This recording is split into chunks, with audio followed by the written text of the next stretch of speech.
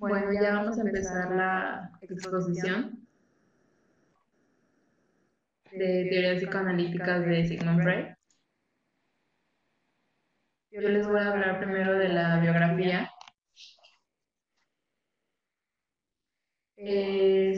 Sigismund es como Freud, mejor conocido como Sigmund Freud. Nació el 6 de mayo de 1856 en Moravia. Su, su familia era de origen judía. Y Freud se impresionó de los estudios científicos de Darwin. Y para seguir sus caminos, él estudió medicina. Porque en la época donde vivía, las carreras abiertas, abiertas para los judíos eran nada más abogacía y medicina. Entonces, el camino más cercano para ser científico era medicina. Se casó con Martha Bernis después de un largo noviazgo en 1886. Pero su noviazgo fue complicado porque Freud era muy celoso y muy posesivo. Y entonces para reconciliarse le escribía cartas muy extensas y ya de esa manera se reconciliaban. Sus celos eran tan irracionales que se ponía celosa de la mamá de Marta. Tuvieron tres hijos, o sea, tres niños y tres niñas, la cual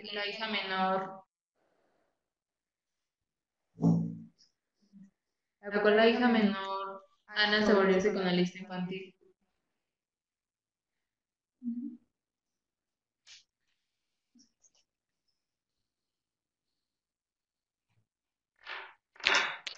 Usaba la cocaína como fin terapéutico y en 1923 le diagnosticaron cáncer de mandíbula. Con la llegada de Hitler, sus obras fueron quemadas en toda Alemania y lo que pasa es que el presidente Roosevelt le dio la oportunidad a Freud de huir, pero él se negó hasta que en 1960 a su hija Ana, pero también una pionera que dejaron sus obras, las que teníamos todas para y por la manera de huir. Después se fue a Inglaterra, después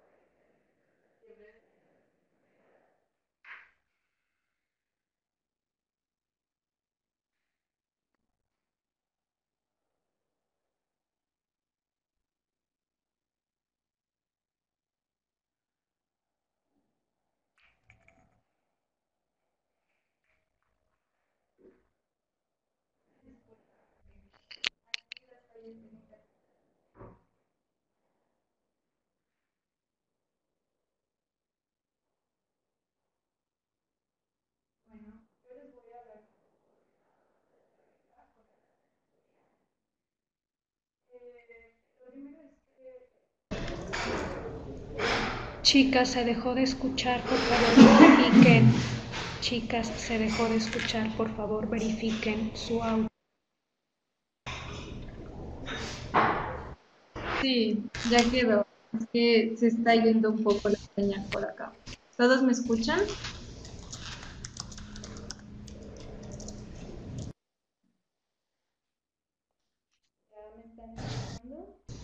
Nos quedamos en la diapositiva anterior cuando iban a abordar Inglaterra, por favor.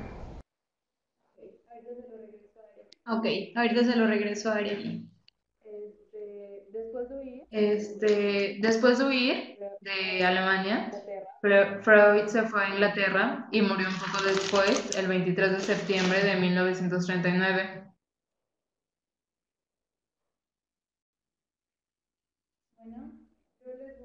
Bueno, yo les voy a hablar un poco de la propuesta teórica que tuvo relación con su vida. Lo primero es que hubo un consumo de tabaco y cocaína con fines terapéuticos.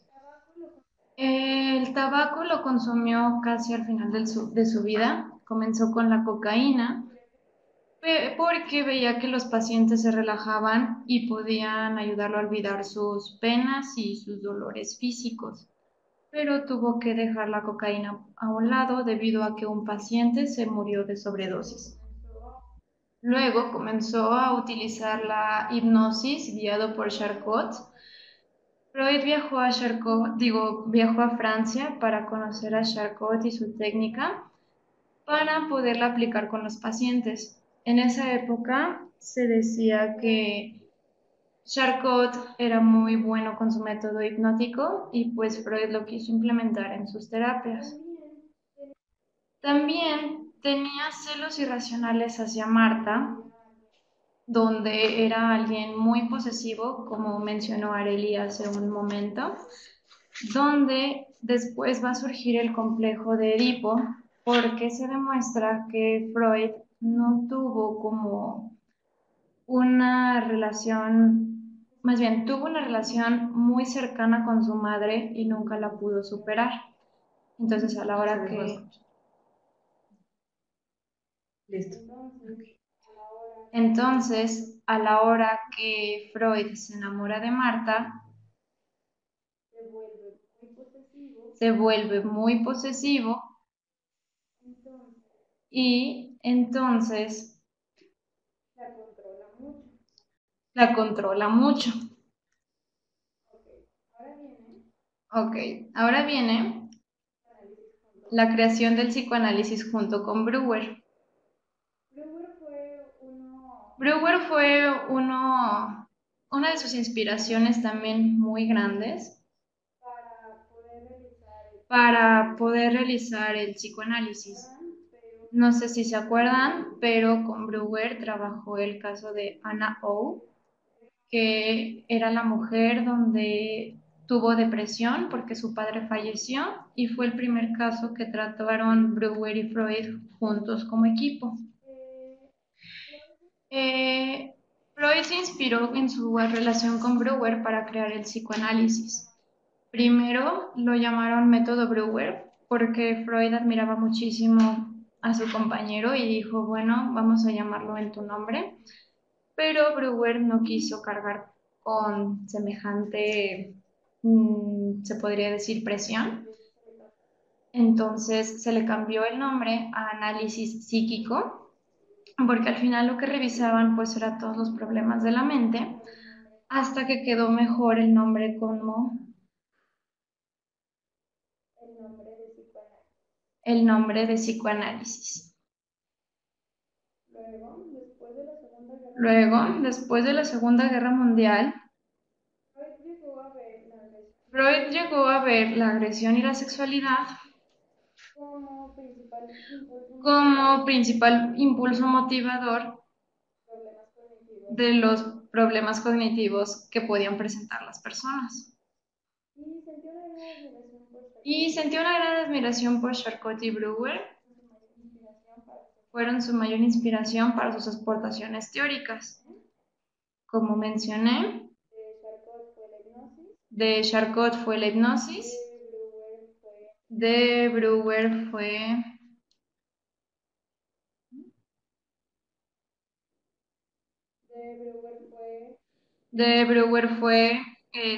la catarsis.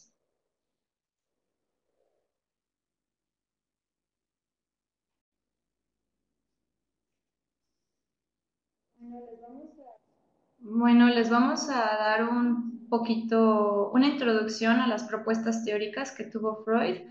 Es catarsis e hipnosis, asociación libre, transferencia y contratransferencia, teoría psicosexual, complejo de Edipo, pulsiones, aparato psíquico que incluye el ello, yo y superyo, mecanismos de defensa, interpretación de los sueños y psicopatología.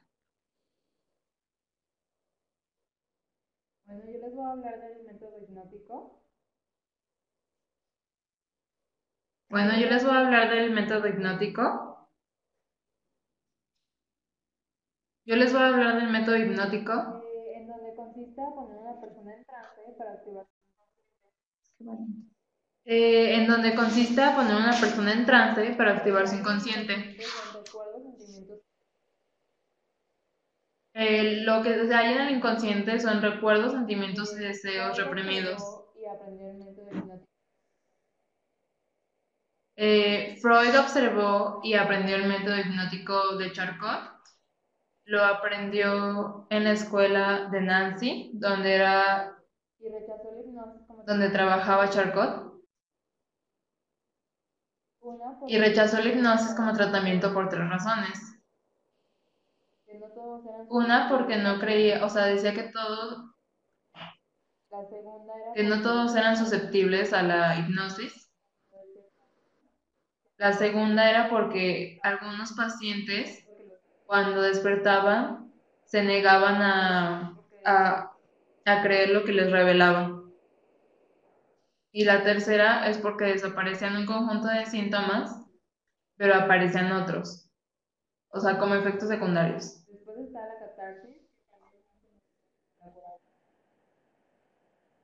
Después está la catarsis, que también es muy conocida como la cura hablada, que consistía en la revisión de recuerdos desagradables y repulsivos revelados por la hipnosis.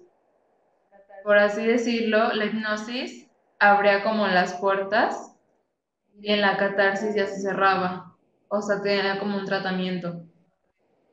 Y la relación con cada paciente era muy importante, más que cualquiera de las otras técnicas. Y de aquí nace la asociación libre, que pasa de relación sujeto-objeto a sujeto-objeto.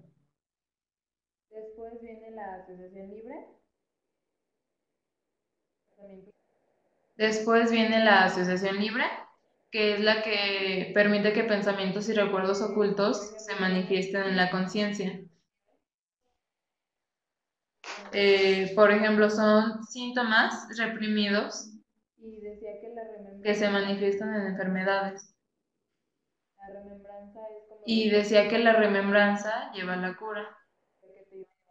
La remembranza es como recordar el pasado y al recordarlo decía que te iba a llevar a la cura.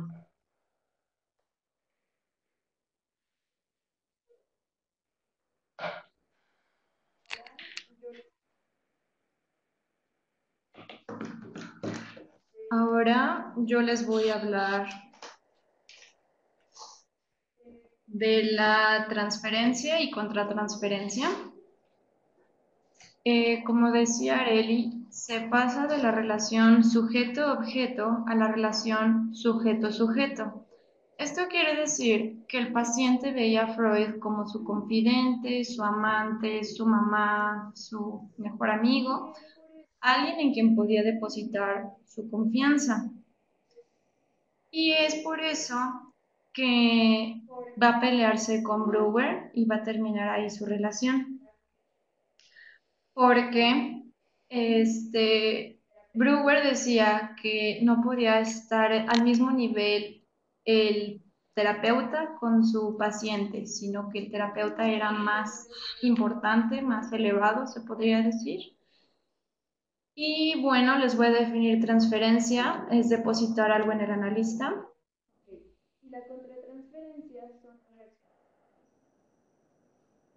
Ok, y la contratransferencia son las reacciones inconscientes que deja el paciente en el analista. Les repito, transferencia es depositar algo en el analista. En este caso era Freud. Ok, ahora viene la teoría psicosexual. La teoría psicosexual son las 5 etapas que se supone que pasaría un recién nacido: oral, anal, fálica, latencia, genital. En este esquema, como pueden observar, es que en la etapa oral se va a empezar con el 100% de energía, que es cuando está el bebé recién nacido. Si se tiene una buena gratificación, se va a dejar el 10% de esa energía en la etapa oral y va a dejar el 90% para que pase a la siguiente etapa, que sería la etapa anal, y así.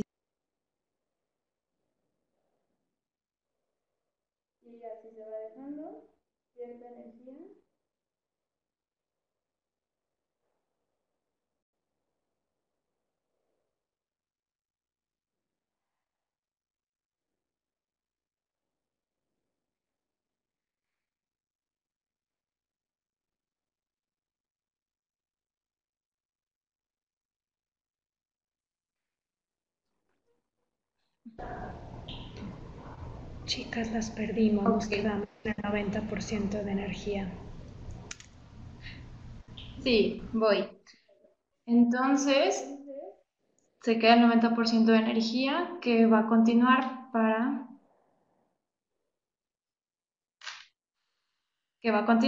la etapa anal.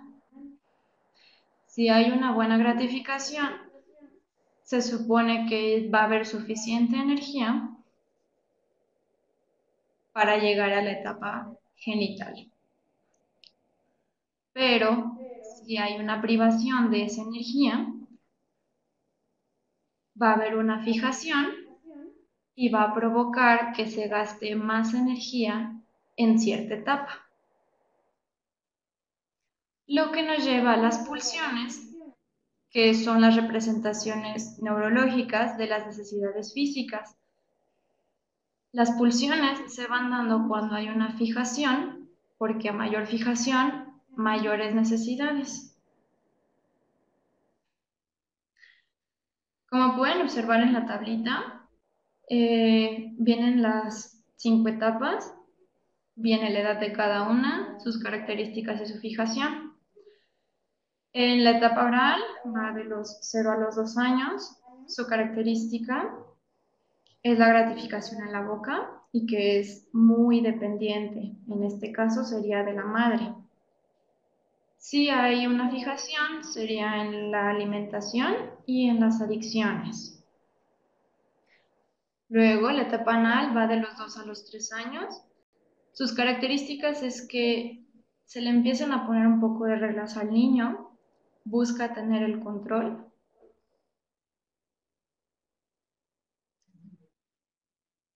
Ok, busca tener el control, va a empezar a retener y expulsar.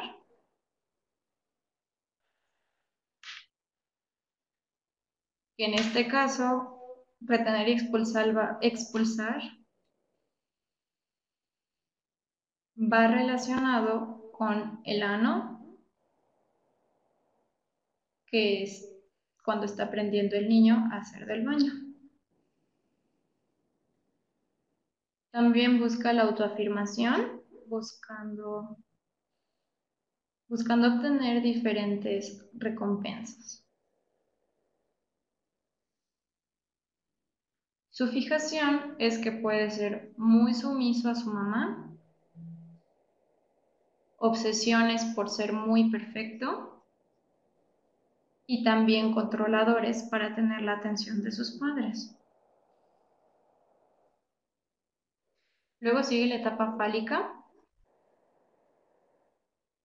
que va de los 3 a los 5 años.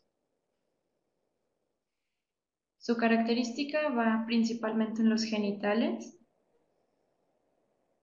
y también se da el complejo de Edipo. La fijación son los impulsos agresivos y sexuales que generan ansiedad a los padres porque empiezan a descubrir sus partes íntimas y se las tocan en todo momento.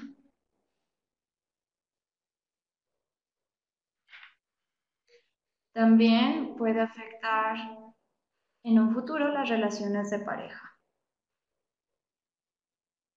Luego va la latencia, que es de los 5 a los 12 años.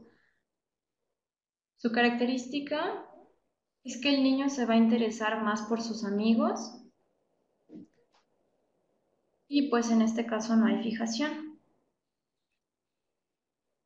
Por último está la genital, que va de los 13 años en adelante. Su característica pues es ya comenzar la reproducción. Y si hubo una buena gratificación, no hay fijaciones. Pero si hubo una mala gratificación, se van a empezar a manifestar las fijaciones de las etapas anteriores.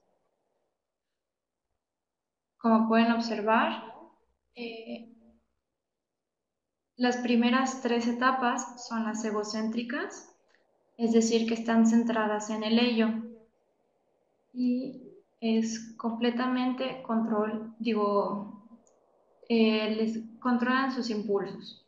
les ganan más bien, les ganan sus impulsos. Y la zona erógena es la parte del cuerpo donde se va a manifestar cada etapa. Ah, ok.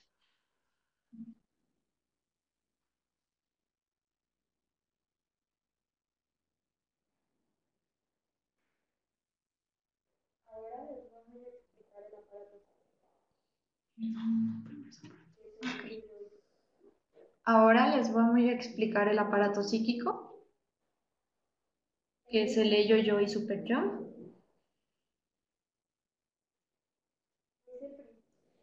El ello se da en el primer año de vida. Es el principio de placer. Es la parte más primitiva que podemos tener. Va a buscar satisfacer todos los impulsos relacionados con la supervivencia, agresión y reproducción. Requiere que sea una satisfacción al momento. Se va a demostrar con los impulsos y con los deseos. Se podría decir que el ello es el rey ciego porque se siente con todo el poder y no acepta consecuencias y va a influir sobre la conducta.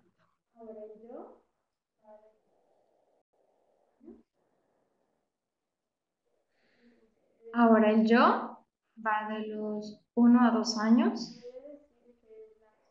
Es el principio de realidad. Se podría decir que es la instancia racional. También es un mediador entre el ello y el superyo. Está formado por todos los elementos conscientes. Va a poner en marcha los mecanismos de defensa y es un amo, es un siervo de 3 amos: el ello, el superyo y la realidad. Se podría decir que el yo tiene la carga más pesada de todo nuestro cerebrito. Luego viene el superyo, que es a partir de los 2 años en adelante. Va a surgir a partir del yo en un proceso de interiorización de todas las normas. Va a hacer las veces de juez o castigador. Va a limitar y prohibir. Tiene sentimientos de culpa y su formación de ideales.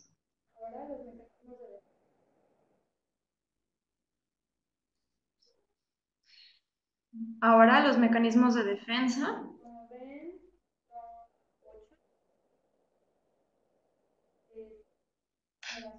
Como ven, son 8.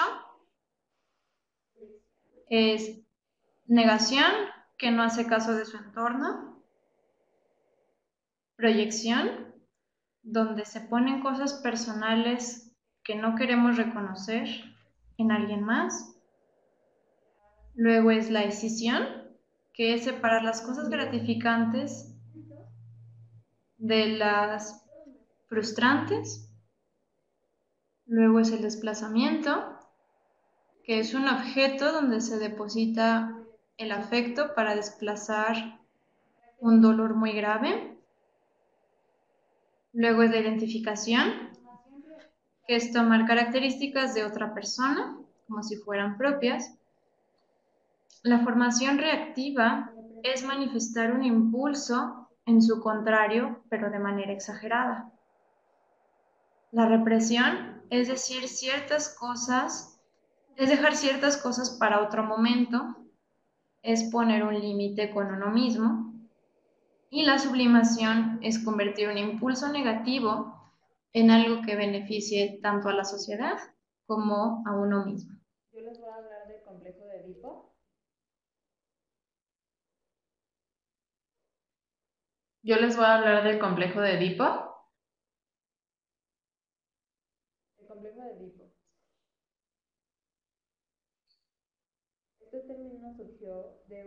El complejo de Edipo. Este término surgió de un mito contado por Sófocles en Grecia. Se llama el mito de Edipo Rey. Este mito habla de que en Grecia había un rey y él estaba casado. Después un profeta les dijo que si tenían un hijo, este hijo iba a desterrar al rey. Ellos tenían un profeta que les dijo que si tenían un hijo, iba a desterrar al rey. Al rey. Entonces tuvieron un hijo, pero el rey lo desterró.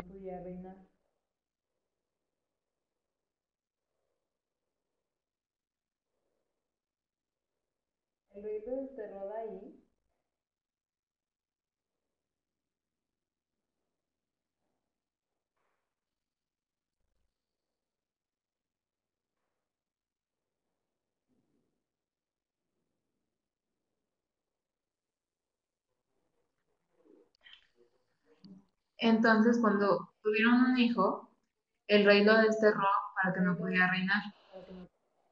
Pero cuando creció, él empezó o sea, él fue muy poderoso y empezó a reinar y llegó al trono de su papá, pero cabe mencionar que él no sabía que era su papá. Entonces lo mata y él se queda con la mamá. Y ya después de un tiempo la mamá le confiesa a Edipo que ella es su mamá. El complejo de Edipo es el enamoramiento de los hijos, real objetivo pero inconsciente, hacia el padre del sexo opuesto.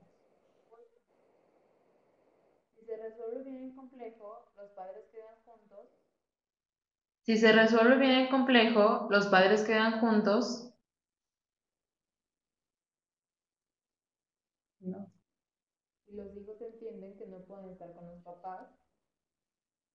y los hijos entienden que no pueden estar con los papás,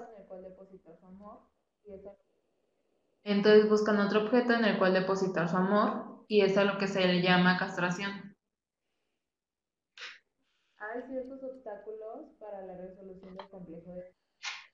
Hay ciertos obstáculos para la resolución del complejo de Edipo.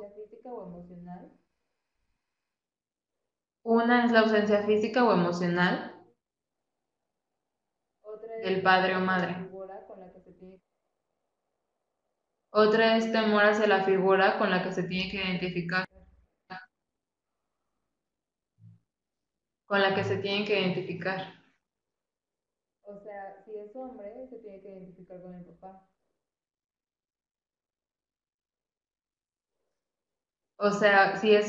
se tiene que identificar con el papá.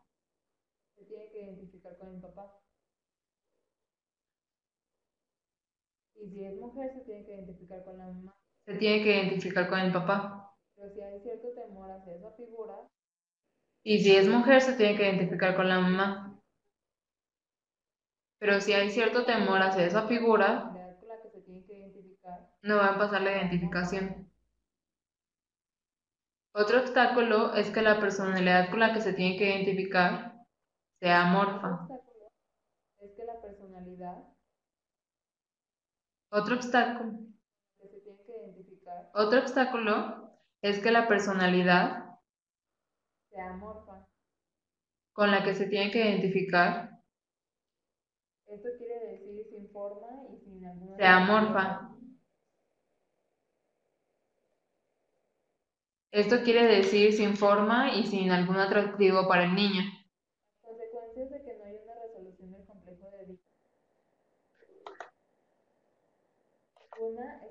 Las consecuencias de que no hay una resolución del complejo de Edipo. Una es atracción hacia las personas mayores.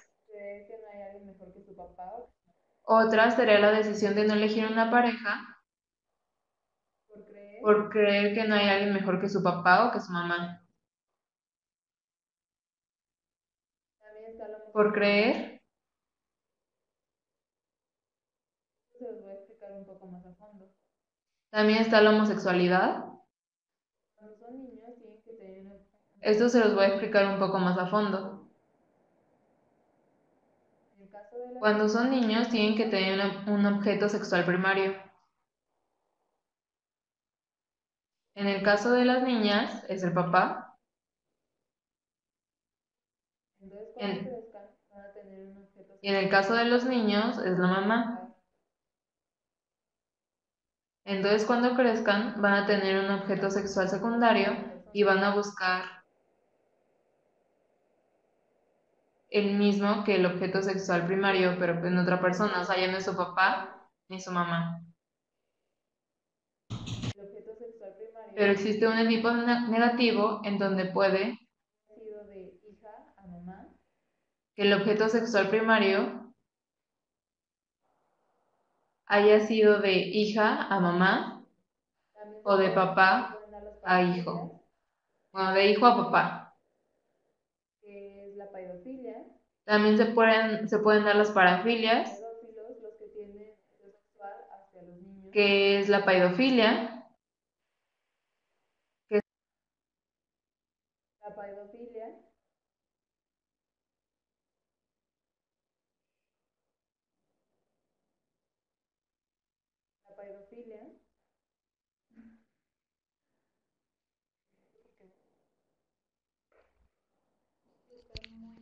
la paidofilia. No escuchan ni en el mío.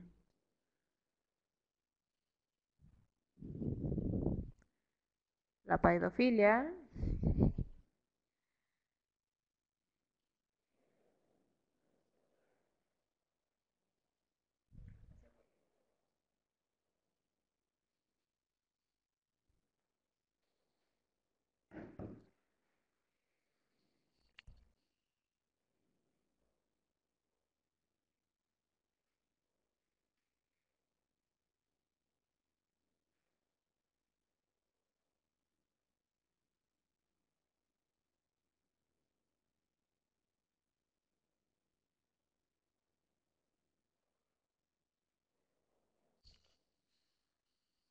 otra consecuencia.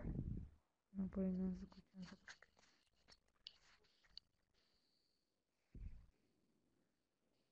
Ah, qué cara.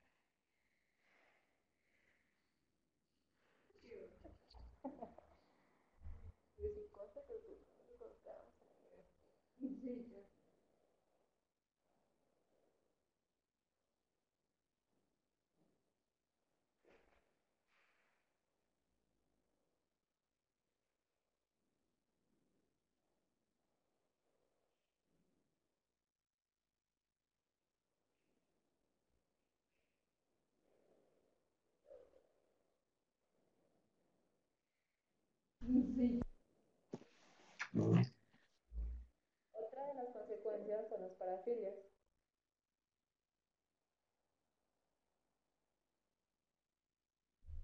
¿Me escuchan?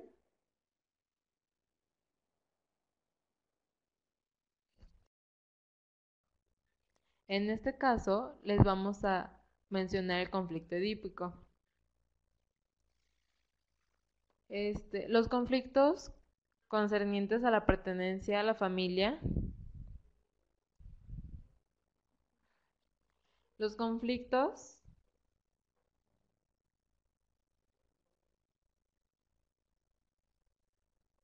de la familia y el amor entre los padres generan una... Ay, se desconectó. Y siempre me pasa.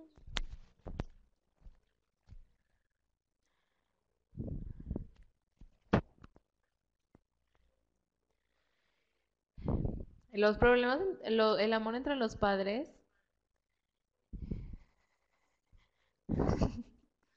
les da gran ansiedad.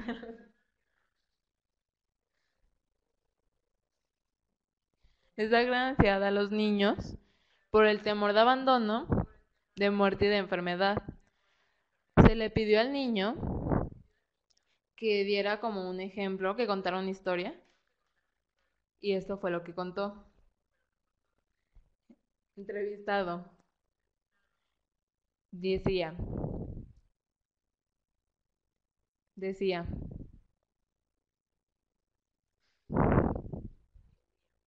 el león no tenía hijos, por eso se sentó en la silla.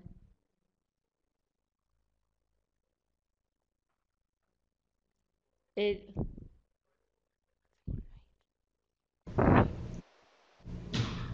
Chicas, se les está desconectando constantemente. Me gustaría que más que releer dijeran qué importancia tiene este caso y cómo lo relacionan con su exposición para ir cerrando.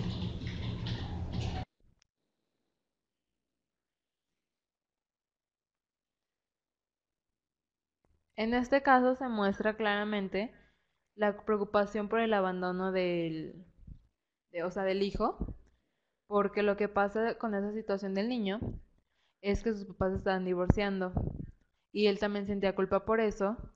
Además, culpaba al padre y creía que al divorciarse ya no iba a poder tener a la mamá. Y ese es como el concepto de este caso. Y eso fue todo. ¿Alguien tiene alguna duda o pregunta?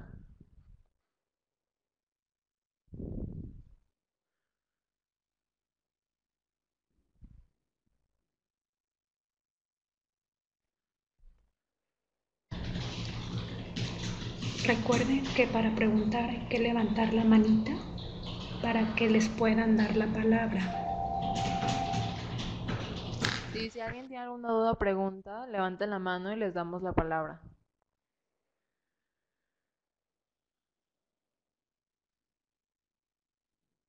Si alguien tiene alguna duda o pregunta, alcen la mano. Mientras se animan, les comento, con esto estaríamos dando por cerrado el bloque de las teorías psicoanalíticas de Freud. De acuerdo. Está bien. Gracias a todos por escuchar.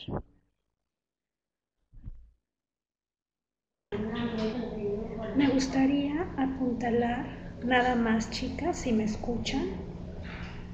Cuando ustedes hablan del aparato psíquico, ello, yo, super yo, y de el lugar que ocupa cada uno de ellos en el mismo, Freud hacía una analogía en alguno de sus textos y decía que era como un carruaje tirado por un caballo blanco, un caballo negro y el conductor. ¿La han escuchado? Sí. ¿Quién ocupaba qué lugar? ¿Se acuerdan? Sí, se supone que era el caballo negro era el ello, el blanco el super yo y el monito era el yo, el carrito. El carruaje, el que iba conduciendo. Y yo creo que esto nos deja como de una manera muy gráfica. Les decía que esto nos deja de una manera muy gráfica El carruaje. cómo es que se da la función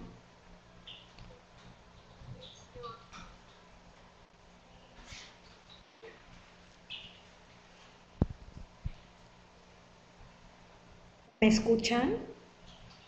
Sí. Yo creo que si bloquean su micrófono mientras alguien más habla, mejoraremos el audio. Sí, es que más bien el problema es con Les decía que... Ok, les decía que es un ejemplo como muy claro del funcionamiento del aparato psíquico. El esfuerzo enorme que tiene que hacer el yo para lidiar con estas dos fuerzas intempestivas, ¿no? Y que en un momento de desacuerdo pueden hacer que esto sea un fracaso total y salga de su camino, ¿no? Y en medida de ese equilibrio, el yo va a lograr un mejor funcionamiento del psiquismo con un menor desgaste.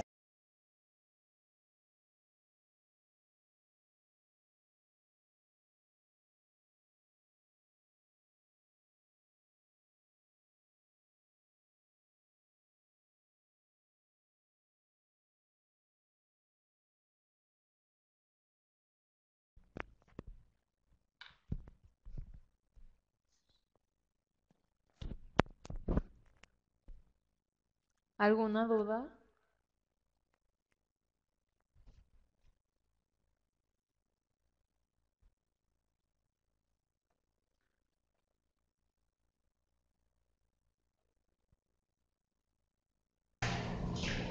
Bueno, si no hubiera dudas, chicas, les agradecemos su esfuerzo. Sí les pediría a los que estamos conectados que estemos mucho más al pendiente de esta situación de la conexión en Internet para facilitar la exposición. Ya vimos que sí funciona, vamos aprendiendo sobre la marcha, ¿no? Gracias, chicas. Y sería todo. Damos por concluida la sesión.